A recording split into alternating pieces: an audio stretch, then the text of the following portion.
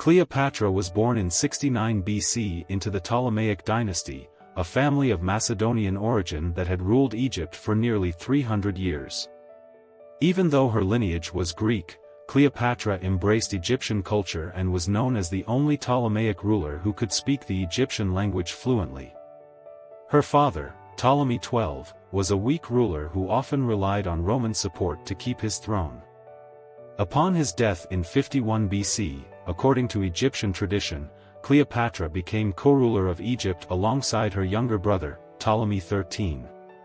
But their joint rule was far from peaceful. Cleopatra, just 18 years old at the time, quickly found herself in a power struggle with her brother, who his advisors were influencing.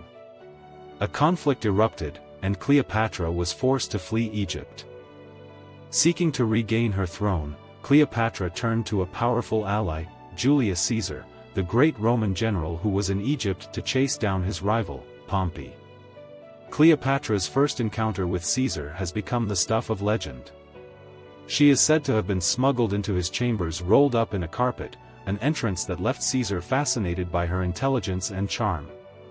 Caesar agreed to support Cleopatra in her bid for power. Together, they waged war against Ptolemy XIII and his forces. In the end, Ptolemy XIII drowned in the Nile while trying to escape the battle.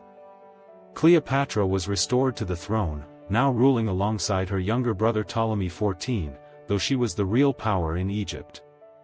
Cleopatra and Caesar also became lovers, and in 47 BC, she bore him a son, Ptolemy XV, better known as Caesar Ion, meaning Little Caesar.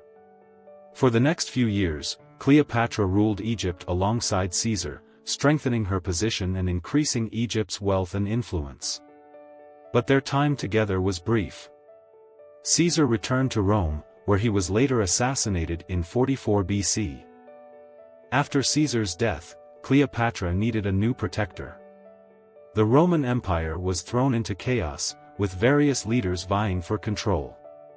Cleopatra eventually allied herself with Mark Antony, one of Caesar's closest generals and a member of the Roman triumvirate ruling over the empire. Mark Antony and Cleopatra's meeting was legendary. He summoned her to Tarsus, in modern-day Turkey, where Cleopatra arrived in stunning fashion on a magnificent barge, dressed as the goddess Aphrodite. Antony, like Caesar before him, was captivated by her beauty and charisma. The two soon became lovers, and their relationship evolved into a powerful political and military alliance. Antony needed Cleopatra's wealth to fund his campaigns in the eastern Mediterranean, while Cleopatra saw Antony as her chance to preserve Egypt's independence and strengthen her power in the region.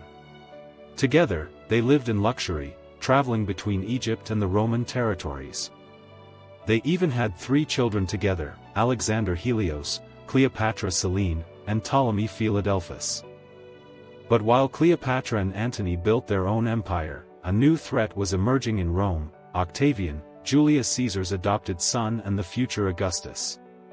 Octavian saw Antony's relationship with Cleopatra as a betrayal to Rome and began to position himself as the rightful ruler of the Roman Empire.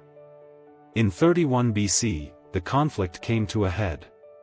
Octavian declared war, not on Antony directly, but on Cleopatra, framing it as a war to save Rome from foreign influence. The decisive battle took place at Actium, off the western coast of Greece. Antony and Cleopatra's combined forces faced Octavian's fleet. Despite their efforts, Cleopatra's ships were no match for Octavian's navy. Cleopatra, seeing that the battle was lost, fled back to Egypt with Antony following her. Back in Alexandria, Antony and Cleopatra knew their time was running out. Octavian's forces advanced on Egypt, and Antony, devastated by the defeat and mistakenly believing that Cleopatra had taken her own life, fell on his sword. He died in Cleopatra's arms, a tragic end to their love story. With Antony gone and her kingdom facing conquest, Cleopatra made a desperate attempt to negotiate with Octavian. But it was clear that Octavian had no interest in sparing her. He planned to take her as a prisoner to Rome, parading her as a trophy in his triumph. Rather than suffer such humiliation, Cleopatra chose to end her own life. Legend tells us that she allowed herself to be bitten by an asp, a venomous snake, though other accounts suggest she may have used poison.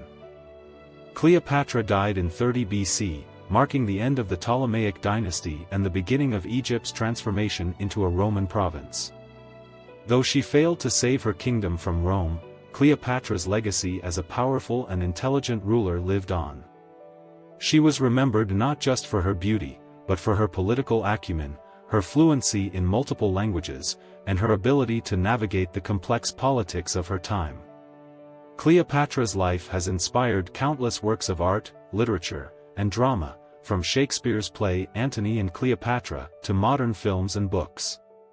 Her name is synonymous with the glamour and tragedy of ancient Egypt, and her story continues to captivate the imagination of people all over the world.